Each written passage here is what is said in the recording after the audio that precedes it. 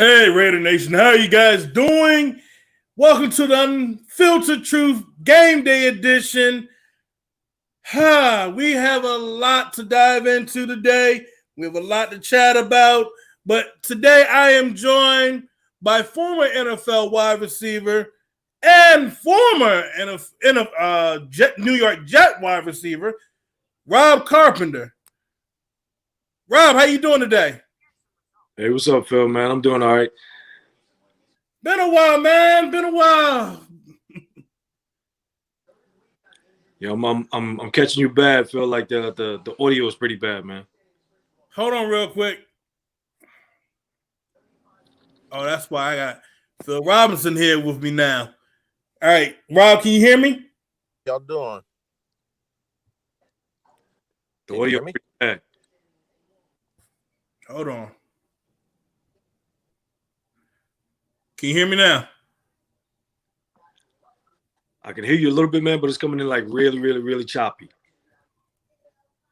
All right, I'll try this for you. Hold on. Well, I can hear y'all now, so that's much better. What's good, Rob? How you doing?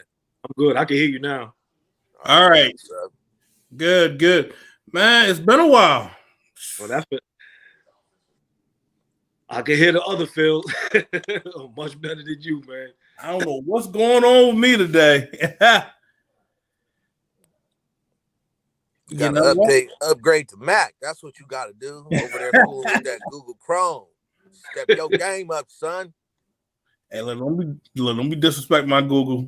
There you go. Right. There you go. That's better. All right. Oh, there it is. Okay. All right. Yeah. So, all right. That being said, man, how you been? I'm good, man. Out here trying to stay safe, bro. That's about it. Man, this Rona ain't no joke, and everybody want to do these underground parties. Yeah. Let's play Guess Who Gets Rona first, because that's the games we want to play. Yeah, man. Hey, Rona, you get it.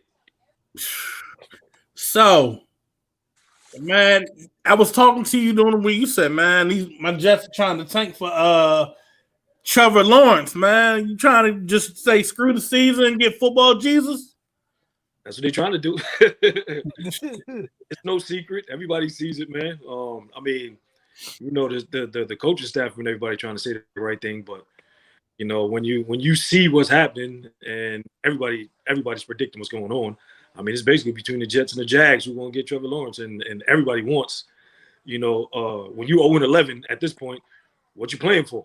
You playing to get better, and the only way to get better is to get better through the draft. So, you know, and then it starts right there with that QB, man. He's the best quarterback and one of the best guys to come out in the draft in a while. So, you know, that improves your team right there. So, I mean, you look at, you got Sam Darnold still there, and he's still in the contract. So what's up with him? I mean, if you look at it really, the best thing that they could do for Sam at this point, because he's not playing well, man, and everybody knows it. The best thing for him is probably going to be a change of scenery. And the best thing the Jets could probably do for him is look for a trade. Because even with a new coaching staff, it just seems like, you know, he's just not made for this area. Don't get me wrong, because when he first got here, you know, his first year, he ended up playing at the end of the season pretty well, and everybody's looking real optimistic going forward. But since Gase has been here, man, it's been up and down a little bit. But this year, it's really been down. Don't know what made that turn down happen. You know, but for the most part, you know, I think once he started hearing the whispers of team tanking to get Trevor, things even still started getting worse. And in the games that Joe Flacco started, you see the difference. Hell yeah. You know what I'm saying? They still haven't won a game under Flacco, but you see the difference. The team plays better. And with Sam, I think right now they're just trying to get him through the season, man, and through this last part of the season. Hopefully keep his stock up a little bit, but at the same time continue to game so they get that first pick. I mean, man, it's kind of sucks, but I mean, y'all gonna stick with Adam Gase? I mean, I don't think so. I mean, you never know what's going to go on with the Jets ownership. I mean, be honest with you. You know, honestly, I wouldn't be shocked if they decided to give him another chance. They built in a lot of excuses for the beginning of the season. the injuries, the guys opting out, no off season, so many new guys around. So the excuses were made for him at the very beginning of the season by the owner, and the owner actually makes the decision on who's going to be the head coach or not. So when the owner comes out, when everybody was suspecting him to be fired, he's a genius thing, and it's just going to take a little time. That was the writing on the wall for me right there, that he's probably going to get a chance to come back. Now, with everyone around in the area, Jets fans, being at a point where they won't even like to even watch the games at this point if he's the coach. Yeah. That sends a message to the ownership that something may need to change. So they probably could have had their minds swayed the last few weeks, because the team just doesn't look good, under him. And there's so many things that are said during, post game press conferences by Adam Gase that makes you just shake your head. You're like, what? So maybe the ownership could have played the last few weeks, but I'm serious as a heart attack when I say weeks 8, 9, 10. I just knew that he was still coming back. So now let's see this. Well, today's game, you see my Raiders, they came off that massacre in Atlanta, and we coming into New York. Remember last year we came into New York and it was a massacre. Yeah. That was one of the things that shocked me, man. I'm sitting in the stadium last year watching the game. The same Raiders that I was just watching. Like it seems as though they will have that hiccup during the season. It makes you just scratch your head. And last year was them coming into MetLife Stadium, losing to the Jets 34-3. Here really made you shake your head. And last week, that made me shake my head. I wasn't totally watching that game, but when I would glance up at the screen and I would see the score, I'm like, is that really the Raiders that are playing this week? Like, did a lot of guys get hurt? What's going on? But this week with them being down, Jacobs, I think that's going to hurt a little bit. But the Jets defense isn't all that great, so Booker can probably actually have a decent game himself. So my whole thing is this. I mean, I remember you used to play for the Eagles back when Gruden was there. Yeah. So you learned Gruden's playbook and being under that. I mean, this past game against Atlanta, was it would you say it looked like it was a problem with Gruden's play calling, or just the team looking flat? I think the team was flat, man. Once a situation happened in a game where a turnover happens here, there, and the momentum swings and you just can't get it back. I mean, every coach has had that happen. Every team has had that happen at one point or another, and you just shake your head and be like, how could this happen against this team? You know what I mean? So, it happened when I was in Philly with Gruden. We had a couple of those games where, we were lights out for a few weeks, and then we would have that hiccup. All right, what happened this game? We weren't supposed to play this game this close, or we weren't supposed to lose the game. It just happens, man. That's life in the NFL. I honestly think last week was just one of those games. Atlanta got the momentum in that game, and it just never swung back to the Raiders. And the turnovers, the injuries, things like that happen during the game. You just got to try to get through it in the best way you can. And it just never happened for them last week. And I think they're probably taking that approach this week, that one of those games, just put it behind you and keep moving forward. Now, looking at where the Raiders are from this year and last year, I mean, they're about the same record and all.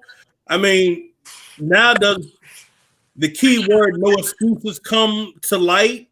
I hear some folks like, well, they didn't have this guy, they didn't have this person, but I mean, you hear everybody's talking in the organization saying, well, there's no excuses this year. You know, we got to win. We got to do this. We got to do that. I mean, and it seems like when you hear other like media groups, you hear other fans saying, well, you know, I don't know if they can do this without such and such. You know, they might need to get this person next year. I'm like, well, hold on. I mean, you literally said no excuses. We either win this out or something needs to change. I know you've seen that, like with any organization. The key term, no excuses, should be going through each and everybody's mind. Like, look, next man up. And I mean, what's the problem with that nowadays? Living in the moment, man. Everybody lives in the moment, so you don't let things play out. Like, I can give you a perfect example. You know, the first couple of weeks of this season, everybody Russell Wilson being the MVP, but that was only the first couple of weeks of the season. I mean, you have to take the whole entire season to let it play out and see how things are going to turn out.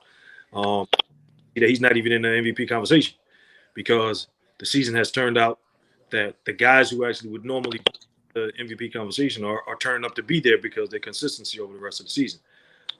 And that's just what happens, man. Like I said, you know, a few weeks ago when the Raiders beat the Chiefs, everybody was like, the Raiders are there, and then they would have a hiccup. The Chiefs come back and beat the Raiders, and then they lose to the Falcons. It's like, all right, what happened? Massive changes need to be had. Not necessarily the case, man. You just got to make those adjustments because you still got part of the season left. You know what I mean? You got to regroup. Things happen during the season where the injuries happen. You know, and this season in particular with the COVID thing, you know, teams through it. We just saw it happen with the Ravens. Ravens team decimated. You know what I'm saying? It's going to be hard for them to come back. What's been happening the last few weeks? Yeah. But he thought that the Titans were going to be the team that was just going to be on the outer side looking in early in the season when they had their COVID situation, where they've actually gotten back into the groove and they're a pretty good team. They're fighting for their division, you know. So the way it looks with the Raiders is, you know, they're just going to have to regroup, man. I know they're looking forward to this game today.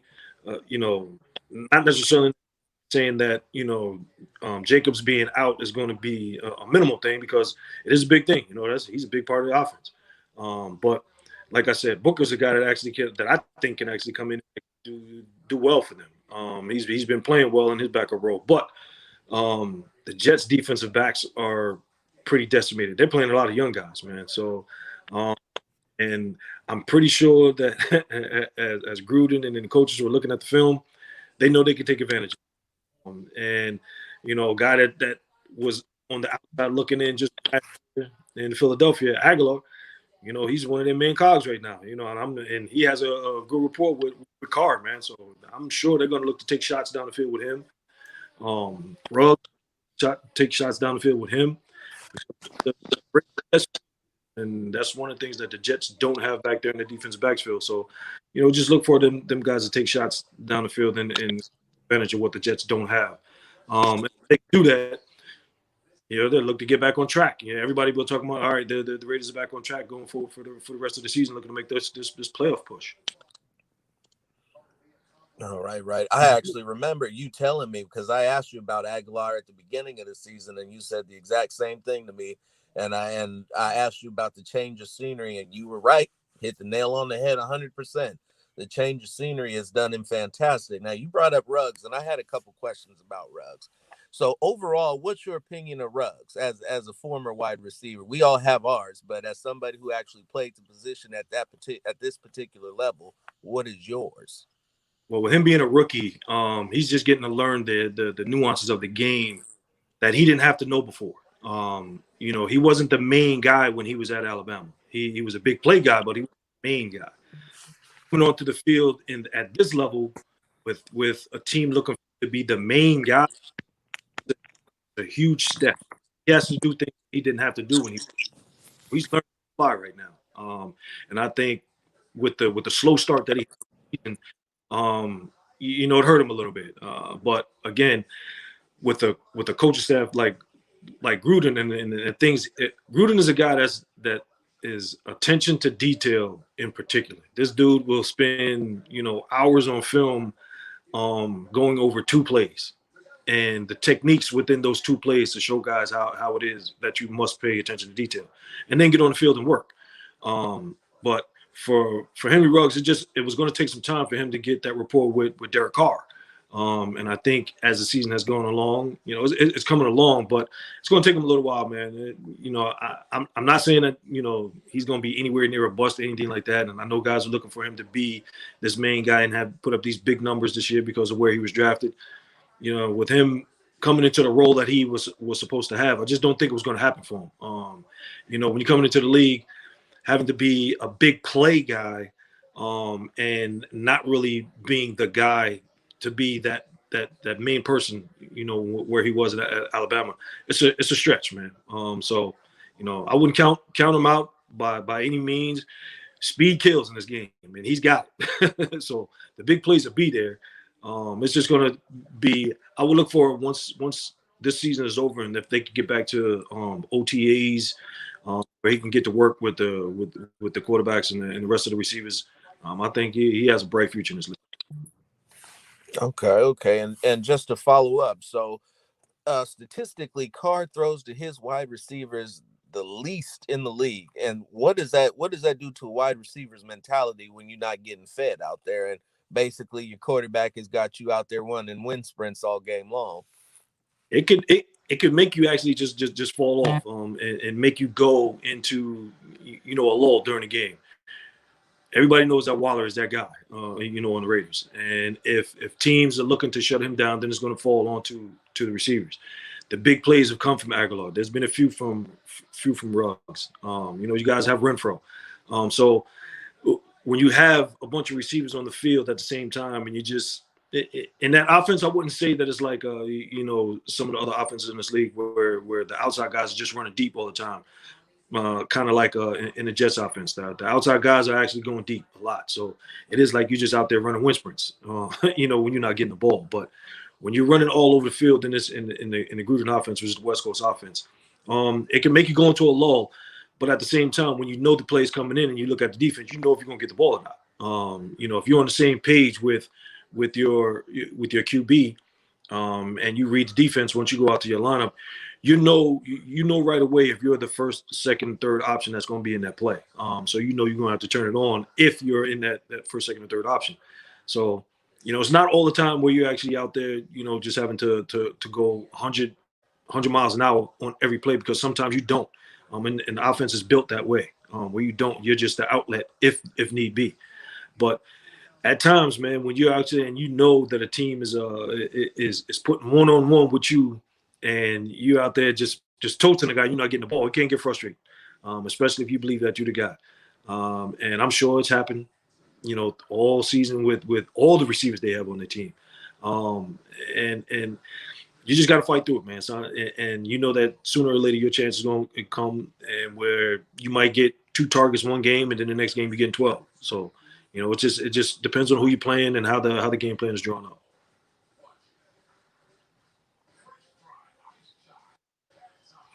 You guys hit mute. He muted himself. There you go. Knucklehead.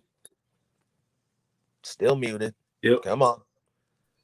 There we go. All right. I had a brain fog.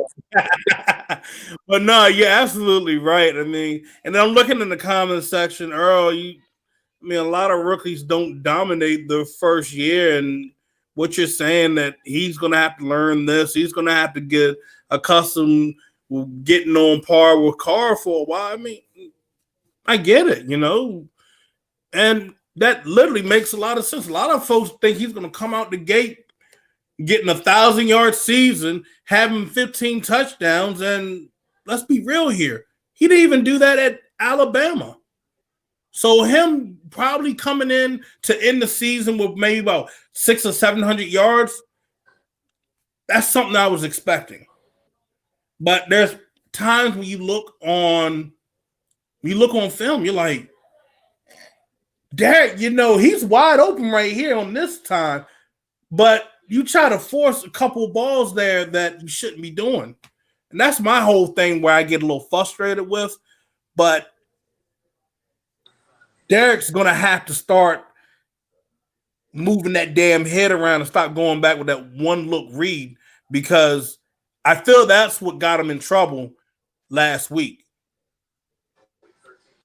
Well, when you catching heat right up the middle on you, and you don't have that time to actually go through your progression a lot, because what happens in the West Coast offense, everything is built in, man.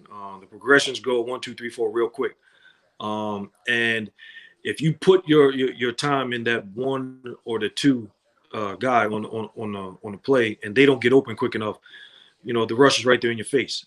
It just happens that way, and then you get a quarterback that starts to press and just starts to take shots. And I think where Ruggs is in the offense is he's the guy that's going down the field, and like I said, one of the things that he's going to have to get used to in that offense, what can happen a lot is a big play can be taken from a small shot. A quick slant can go 60 yards, and he's going to have to be that guy to be able to do that. Or a shallow cross can take you can get you 40 if the plays are run right, and the quarterback and the receivers on the same page. It's happened, man, over and over and over again in this offense. You go way back to when Bill Walsh had this offense, man. The Jerry Rice days, even before that. John Taylor taking a slant 60 yards, and he's a guy that would be fourth in the progression. And he's a guy that didn't catch a lot of passes, but he made a lot of big plays, and you wonder how, because you look at the offense, and you're like, wait a minute, this dude had 10 touchdowns on the season, and he only caught 30 passes. So it's just one of those things in that offense, man, that you have. The Raiders have weapons on that team, and you can't look for Ruggs to be that 1,300 yard receiver guy when you actually have a running game. Their game is Jacobs, and everything is predicated off of that. And if the running game is going, then the offense the passing game picks up. But their whole offense has been predicated off the running game, and John Gruden likes it like that. So he's not looking to go out there and throw 40, 50 times a game. If he can get that running game going, then throwing 30 times is fine and dandy with him, man, because that means that your offense is balanced.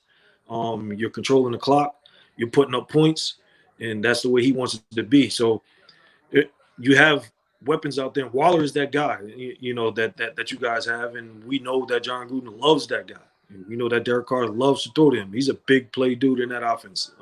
So for the fans to be looking for Ruggs to go out there and be like at the top of the heap as far as receivers go, especially in this first year, I think it was a little unfair. But where he was drafted at, it predicates that. You know what I'm saying? To be that first round draft choice, it predicates he'd be that big play guy and put up the big numbers. It just hasn't happened. So I got a question for you.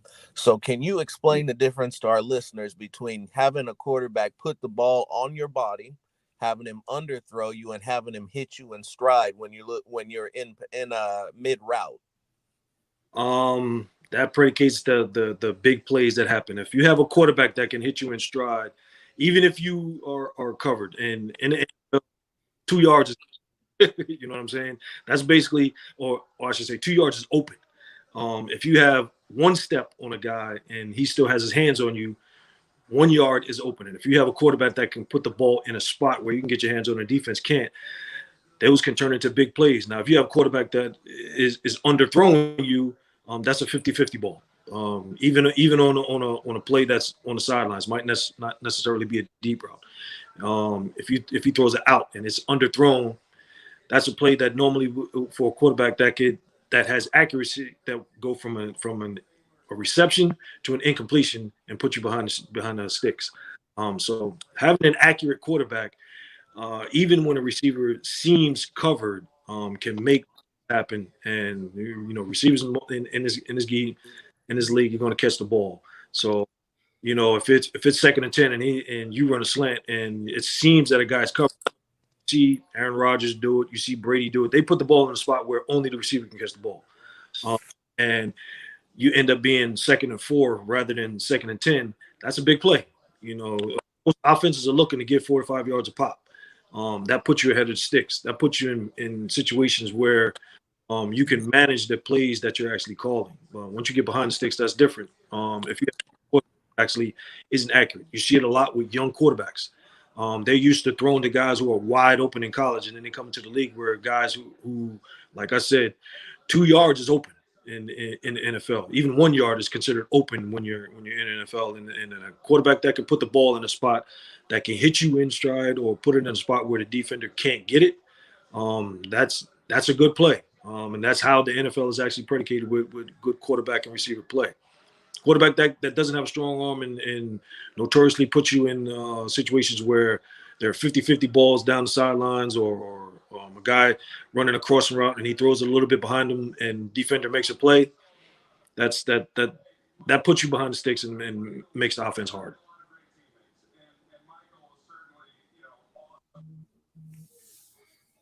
Nah, that makes a lot of sense. That makes a lot of sense right there. So, Rob, what's your final outcome on this game today? Even without Jacobs there, man, I think the Raiders get back on track, man. I'm gonna be honest with you. Arnold is gonna be in the game. He's struggling. I don't see the Jets actually putting up many points. I think honestly, they're averaging only about 14 points a game, so I don't even think they're going to get much past that. Final score probably end up being like some 31-14, 31-10, something like that. Damn. I just don't see the Raiders actually playing as bad as they did last week. And I know they will have last time they basically put up a donut. So I just think they look to get back on track. The running game actually can get moving a little bit. And I'm sure they're going to take shots down the field. Like I said, the Jets are pretty much depleted in their defensive backfield. Basically the only holdover they have from last year is May. The rest of the guys that are playing are young, rookies and first-year guys. So, I know John Gruden has seen that. I know he's seen it on film. I know he sees where he can take the shots if he needs to, and they can get some big plays down the field. Teams have been hitting crossing routes on them a lot and end up turning out to be big plays. So we'll see. But I think the Raiders get back on track, man. This game is going to be. Phil? So I've been covering Cal for the last couple of years, and I happen to watch a lot of Ashton Davis. So I was wondering, as you being out there in New York, I don't get a chance to see all his games. How's he look to you in his rookie year? He's coming along, man. Since he's had to actually be input into the lineup a lot lately, he's played well. I can't knock it, the stuff that he's doing. He's around the ball. He made that one mistake in the Patriots game where he actually played a little too deep and allowed the receiver to hook up in front for the Patriots to get that connection for the winning field goal. But other than that, man, he's doing what pretty much everybody has expected him to do for this year. Being drafted where he was, he wasn't expected to come in and be a starter or anything like that. But he's actually thrust into the spotlight right now to be in that spot. But he's played up to everything that I thought he would. He's made plays out on the field. He's being in the right spots where he needs to be. It's just that he's young. I think after this year, with all of these young guys actually getting the experience that they got, it's just going to help them out in the long run. And I think he's going to be a good player in this league for a long time, man. It's coming. It's just probably not going to be this year, and it's going to be a whole new coaching staff next year, most likely. So, he'll be learning. He's learning on the fly. He needed. Oh, snap! He needed that. I got this inactive list right now for the Raiders. I'm gonna read this all for you.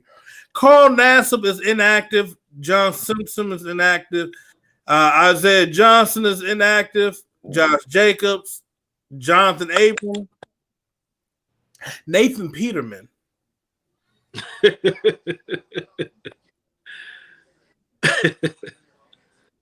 So Mariota is the number 2 today. A sighting. Oh, you just saw that? That just crossed your screen. It crossed mine a couple minutes ago. I saw my whole phone just blow up like, pick up the phone. So, I mean, if I'm John Gruden, I'm like, hey, let's get him some work out there. Let's go on and run some trick plays with him. It looks like the leash is getting a little shorter, is what that looks like. I'm not going to jump to that yet because there's look, like we've all said, it's only been one game, and Card, look, he still got control of offense. Absolutely. Oh, absolutely. And clearly what that shows is that he saw Peterman and didn't quite care for what he saw. So I'm actually shocked that dude is still in this league, man. But it is. He's been if Matt Schaub can still have a job, so like can Peterman. He's been a John Gruden experiment for like the past 3 years now? Yeah. Yep. This is the first time he's actually seen some regular season time, and at the tail end of that horrific blowout, in which it was a complete failure on all parts. Hey, look at what John said. This one I knew hell froze over when John literally admitted during the press that I've been wrong. I've been wrong about a lot of things. To hear that out of his mouth, I was like, "Where's the holy water? Where's the crucifix? Because something ain't right."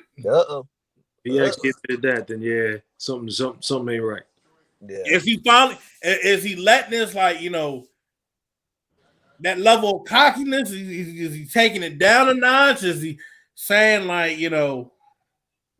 need to come to terms with things and let's just say, hey, I'm not always right. I think he sees that right now. The tail end of the season is going to be a lot harder than it should have been, especially with that loss from last week. They should be in a spot right now where they're sitting pretty for the playoffs, but they're going to have to pretty much fight the season to get in. I think he sees that, and just trying to get the message across.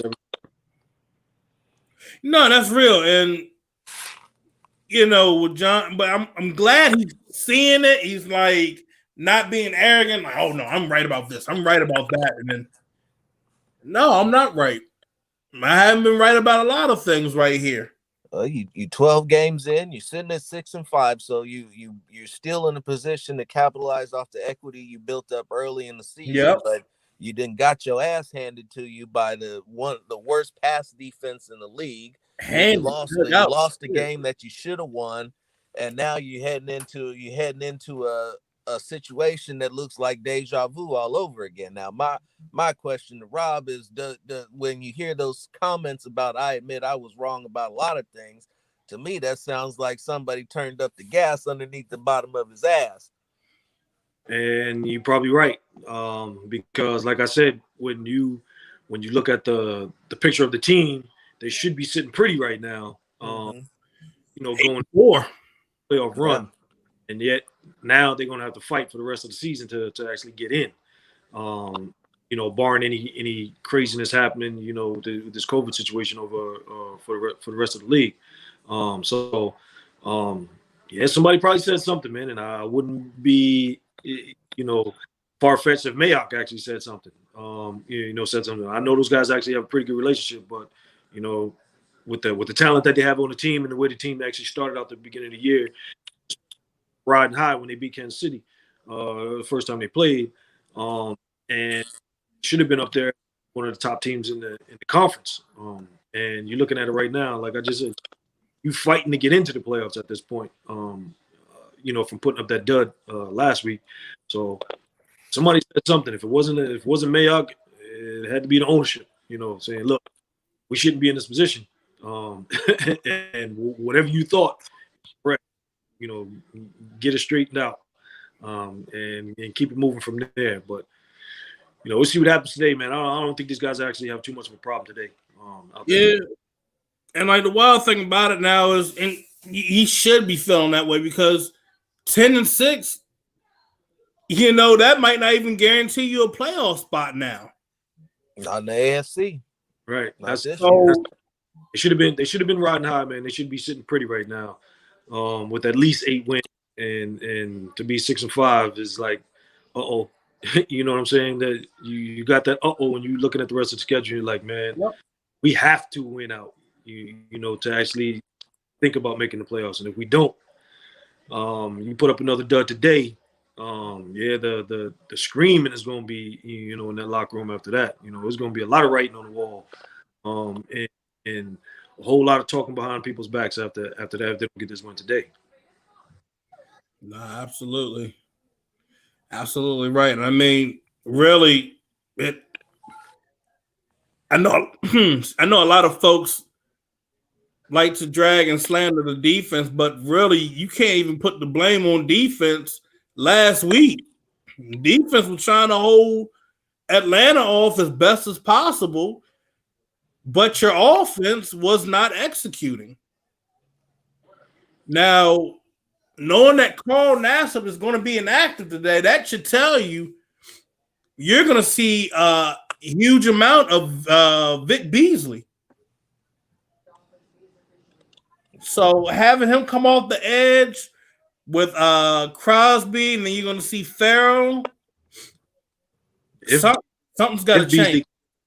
Was early on in his career, but it's Jets, man. The only thing I can say is whoever's going up against Mekhi Becton is really, really going to be washed out, because that dude is a beast. That's the one good thing about the Jets right about now. They hit on some of their draft picks, and Mekhi Becton was one of them. That dude pretty much. Woo! So whoever's in front of him today, you probably won't hear from much, at all, because he's just been that type of. He's pretty much gone up against the best, the Bosa's out there. Everybody that they played, they put the best on them, and you end up seeing those guys actually end up switching sides to try to get a pass rush in there. So, he's that type of guy, man. If he stays healthy, there's not much pressure that's put on quarterback from the blind side when he's in the game. And he's a road grader in the running game. Got to look out for that too, man, because he mashes people. That's the one good thing from the Jets side. But coaching staff really doesn't take advantage of it, man. He plays left tackle, and they run right a lot. So it's mind-boggling. But when they do run left, he's, like I said, he's a road grader, man. He mashes people. He puts them in the dirt. And everybody says it. I mean, I don't know if you guys watch Baldy's breakdowns every week, but Brian Baldinger loves that. Yeah, I've caught it. And Baldy loves him. And, if for one thing for the Raiders today, for them to put pressure, which can happen, man. The Jets have a lot of holes in their offensive line. Alex Lewis is not playing today. He's out for the rest of the season. So Fanta's kind of injured. So whoever's rushing off the defense's left side is probably going to have a decent game. The middle of the Jets line is not really all that great when it comes to pass rush. So, the middle of the defense for the Raiders, and I'm pretty sure they've seen it on film, man. I know they're going to bring pressure up the middle. If they can get there with 4, they'll do it that way. But if they decide to blitz, I know the blitz is going to come up the middle. So, it's just. But again, from whoever's rushing on the Raiders right side of the defense, they're not gonna get much out there against Becton, man. He's just that guy. The one bright spot on the Jets offense. Nah, that's that's good to know. We're just gonna send our guys on the opposite side.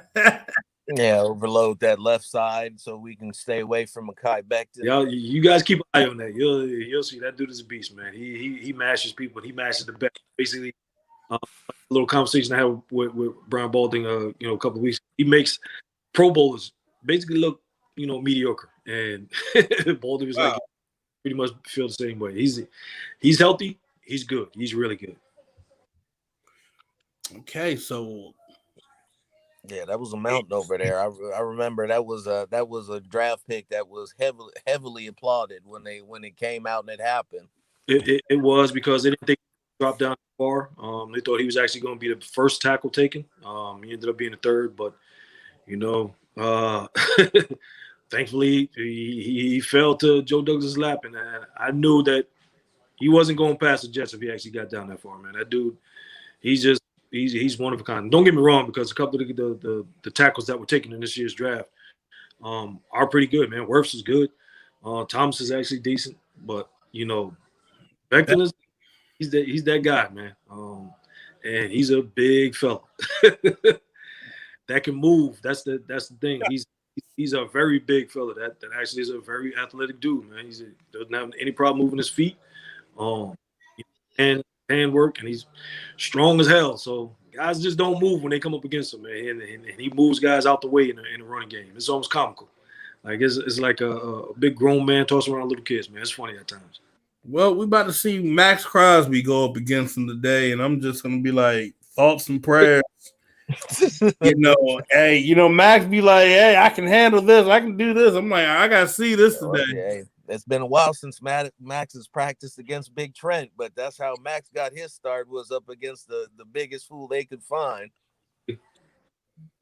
And you'll see it's probably gonna get comical out there today, man. At some point in time, Makai doesn't talk a lot of trash, man. He's not that type of dude.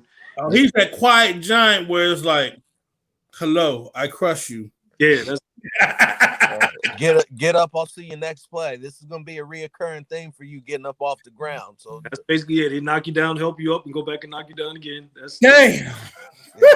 Hey, like what was it? Jack Douglas, Jack Johnson from Harlem Nights say, "Don't take this ass whooping."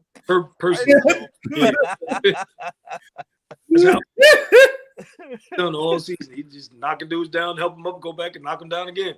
That's how he is, man. And like I said, it's almost comical at times, bro. Like you're watching a dude who's a rookie take grown men and toss them around like they're little kids, man. It's funny. Damn. I mean, but that's the lone bright spot that basically they just have this year. They just got the kid Mims back a couple of weeks ago, and he actually shown promise, man. He looks like he's gonna be real good. But pretty much other than that, man, and Ashton Davis. Ashton Davis is actually pretty good, man. For what it's worth, for him actually being thrust into the lineup like he has been. So, but the draft picks that the Jets have this year, that's basically it, man. You're not gonna see much else out there. You're gonna see the old man Frank Gore get carries that he probably shouldn't be getting, and passes going to Perman. They don't use the tight ends a lot at all anymore. Don't know why, but it is that way.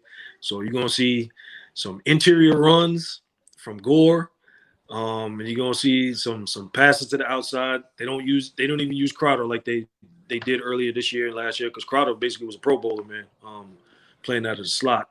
But I know they don't use him that much anymore. Since Mims has come back, let me rephrase that. Since Mims has come back from his injury and Perriman has come back from his injuries, they don't use Crowder as much as they have in the past. But with Darnold, that quarterback, he does utilize him a little. When Flacco was in there, Flacco's a guy that likes to throw the ball down the field. So he's throwing it down to the outside guys. He rarely went to Crowder, but Mims has used him a little more. But Darnold has used him a little more. But you won't see a whole lot of that Jets offense today, man. It's basically vanilla. It's a casual offense that not much goes on. So I don't and that's one of the reasons why I don't see the Raiders actually having a hard time with this team, man. Yikes. So, in other words, we need to make sure we get pressure fast on Sam Darnold, and just in the passing game, I don't see it not happening. I mean, it's been happening all year. He's actually regressed to the point where he doesn't even stay in the pocket like he should. He runs out of the pocket at the first sign of color from the defense, man, and he doesn't have to. So that breaks the plays down, and he's making the decisions that he's making out on the field, man, aren't all that great. And again, a regression by him. So I don't know what's going on in his head. It just seems like ever since the game last year on that Monday night against the Patriots, where he was mic'd up and ghost. It just seems like from that point on, it's gone downhill, and don't know why. Damn. Well, we will see in the next hour, in the next hour and a half. See. We're going to see how he's going to come out. We're going to see how our defense is going to come out. And you're saying 30, you said 31-10, right? 31-14. 31-14. Phil, what you got?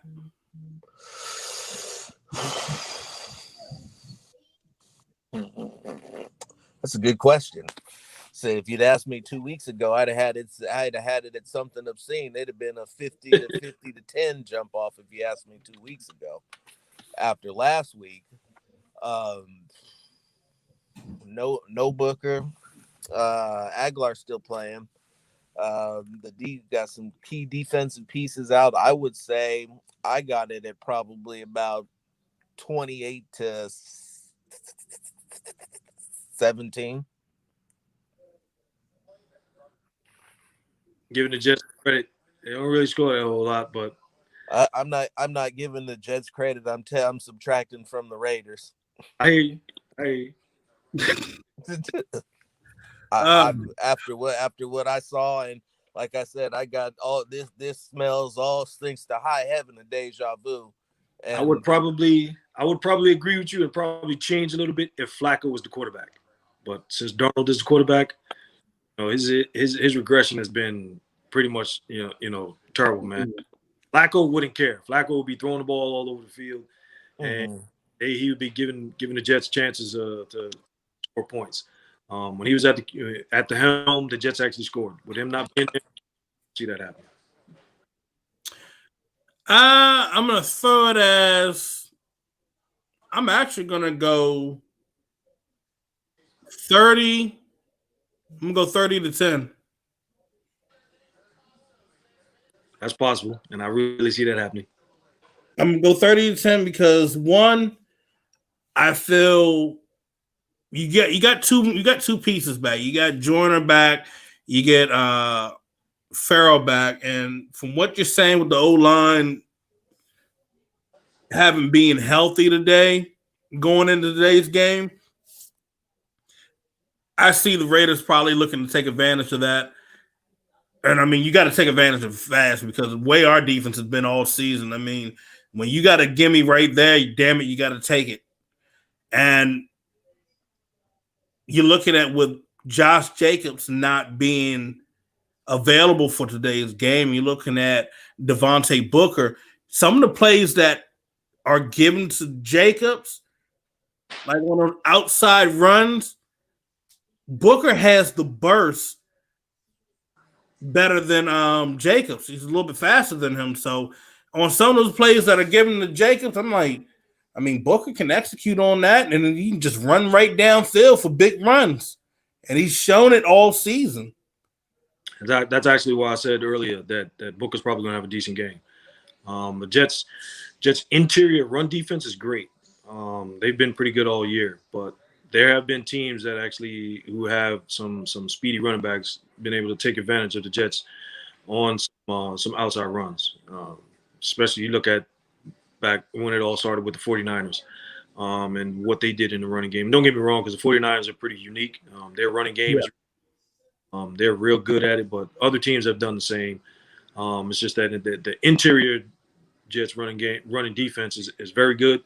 You're really not going to get much trying to run in between that center guard gap or even that guard tackle gap. But anything tackles and outside, they're vulnerable. So and Booker, I think, actually has that speed, and he's shown, like you just said. I mean, I've watched him, and he's shown, and even in his limited attempts that he has, that he can carry the ball, man. He can carry the load if he needed to. And I think he's averaging almost 5 yards a carry. So that shows you that right there what he's about. Absolutely. We got 5 minutes, and like I said, give you guys once again. I give you guys the inactive list. God, that was a shocker to me. Now you're really gonna hear it, Phil. You're gonna hear it, and I blame you. It's my fault. You're gonna blame me. Yep, it's your fault. We're gonna hear everybody like, "Oh God, here it comes." Hey, I was a couple weeks off, but I told you it was coming. Nassib is out. John Simpson is out.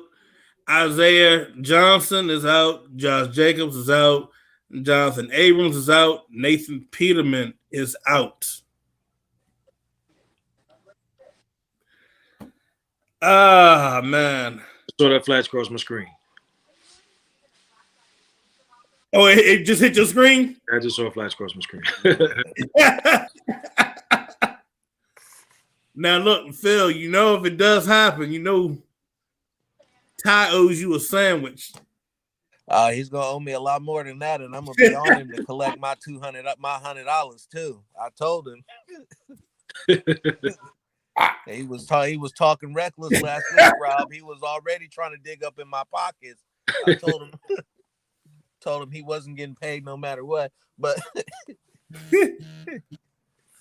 like, not so fast. Hold on.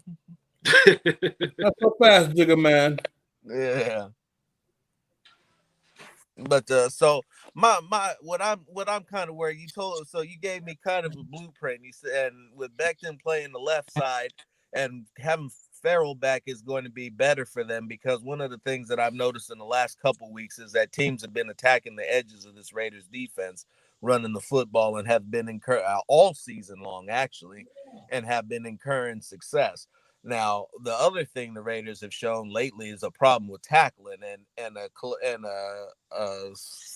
edge sealer with a running back known for running hard is making me a little nervous, especially, like I said, given what I've seen. Now, I'm in the same boat as you. I personally believe the Jets are tanking for football Jesus as well.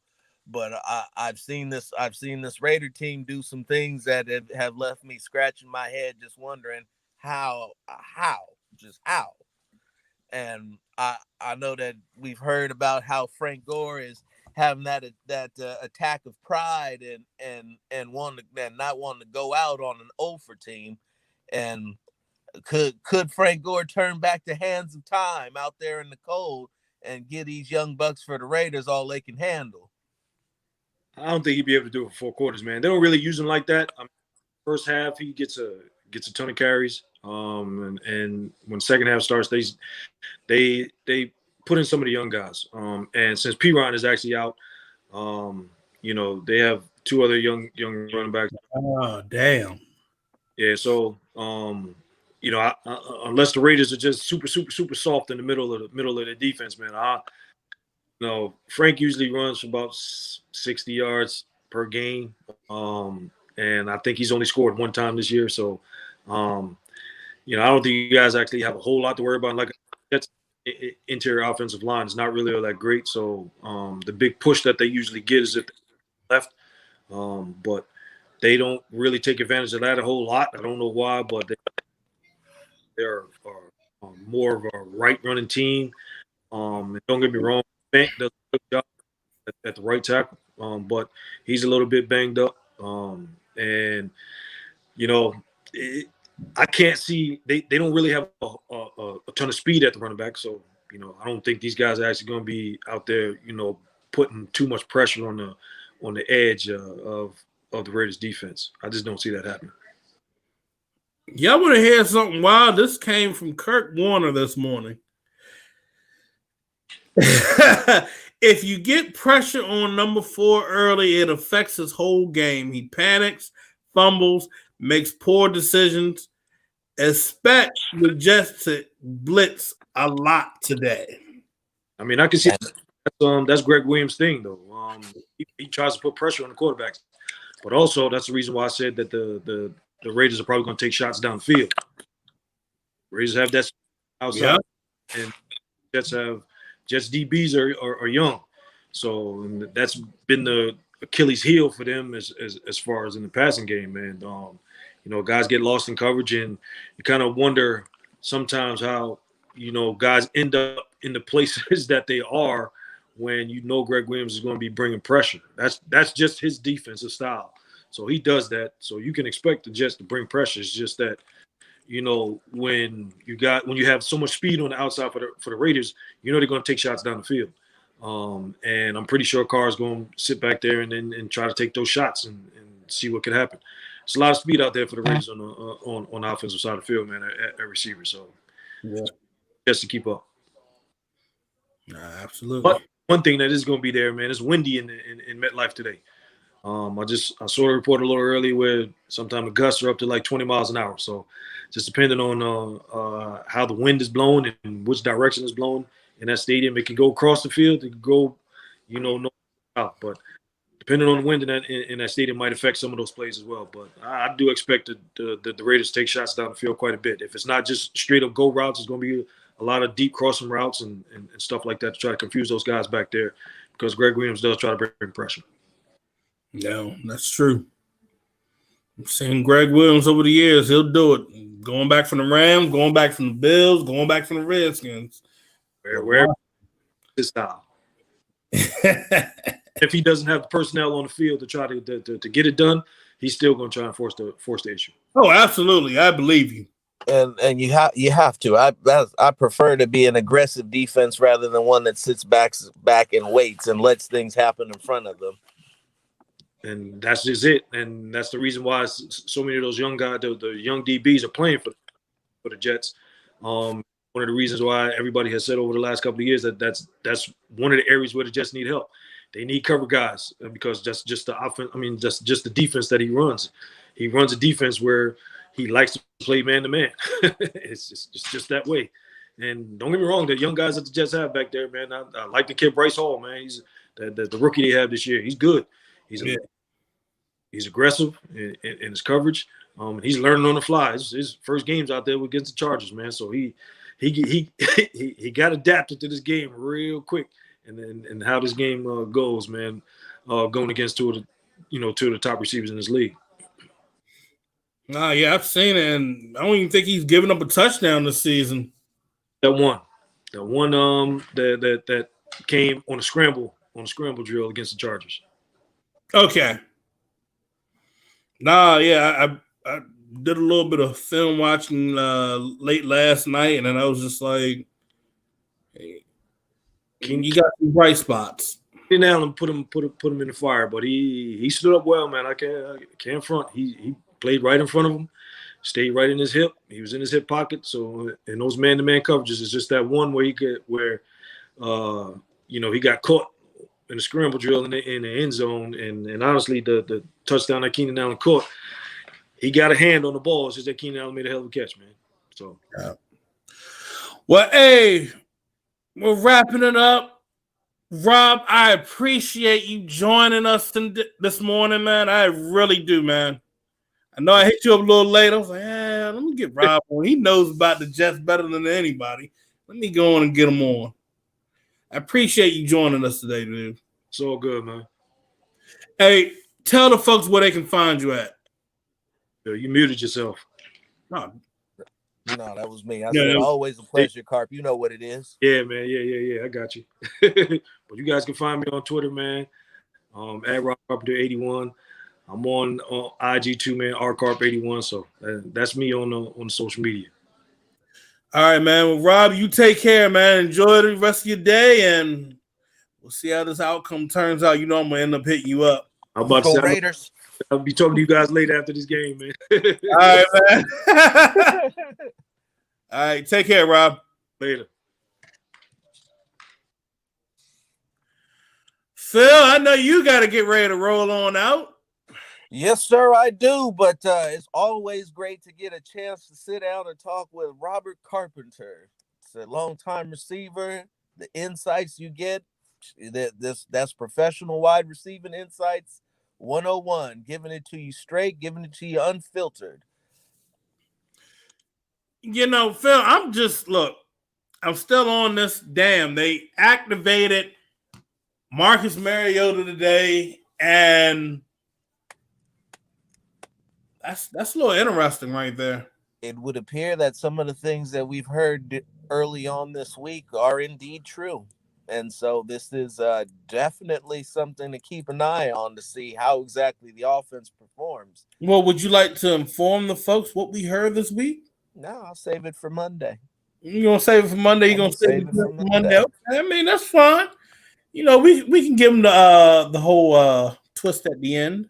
Yeah, we can save it, give that a little build up, and let keep them on the edge of their seats. So all I can say is watch the offense and watch this passing attack and watch it very closely. And then we hit you guys with the climax conclusion. To be continued. But listen to what you already heard what I said. Listen to what Kurt Warner said, man. Listen to what Kurt Warner said. Mix it up with what Carp said. And there's a lot of truth between those two former players that are telling you exactly what to look for, exactly what to be mindful of. Carr has got to overcome his own tendencies, and these wide receivers have got to get out of their own heads and continue to do their jobs with a very fine attention to detail. But like I said, and I repeat it again, Kurt Warner he hit the nail. He said if you get pressure on 4 early, it affects his whole game. He panics, fumbles, makes poor decisions, and expect the blitz today. I mean, we already know the blitz was coming, but it's coming for sure. But what you can see, the answer to that will be a lot of max protection and some play action involved to help alleviate some of that, to slow down that rush. Maybe, just maybe, once or twice you might even see a damn screen. Who knows? Now let's not get too crazy, but I'm gonna reserve making large pronouncements, because after last week and saying that they should have got steamrolled, my man Jones over here got called a liar when I said it. But the Jets really should not win this game. Nope. And that's where I'm gonna leave it. I made my prediction at 28-14, 17, excuse me, because I just feel that some way, somehow, some craziness is gonna happen. It's out there in the cold, the wind's gusting, and it'll be one of them things where it's like, what the hell just happened? Did that really did your jaw just hit the floor and just like, yeah, bruh. Yeah, I'm still stick with 30-10. Ain't nothing wrong. And the key about it, most of the scoring gonna come from the offense.